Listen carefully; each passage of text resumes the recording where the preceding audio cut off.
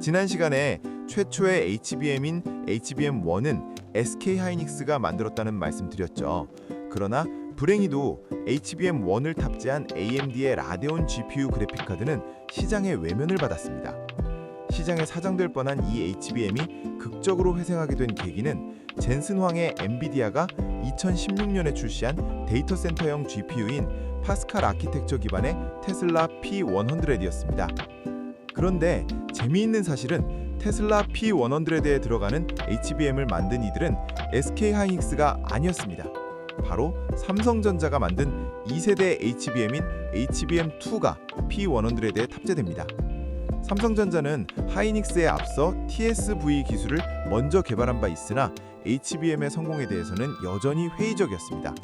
그러던 삼성전자가 다시 HBM 개발에 박차를 가하게 된 계기는 AI도 젠슨 황도 아닌 바로 슈퍼컴퓨터였습니다.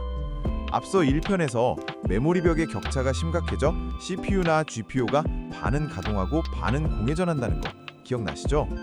이런 메모리 벽 문제는 2010년 중반으로 오면서 더 이상 방치하기 어려운 지경에 이르렀고, 특히 이런 문제가 도드라진 분야가 바로 슈퍼컴퓨터였습니다.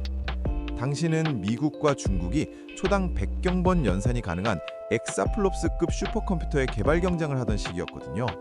슈퍼컴퓨터의 연산 속도 증가는 가속화되는데 메모리병 문제는 여전히 해결되지 않고 있는 상황이었습니다. 이런 상황에서 삼성전자 수뇌부는 HBM의 수요가 향후 폭발적으로 증가할 것으로 기대하고 HBM 개발 프로젝트를 살리기로 결정합니다. 그래서 삼성전자는 연구비를 줄여가던 HBM 프로젝트는 다시 살아나고 이 프로젝트 팀에서 HBM2가 개발됩니다.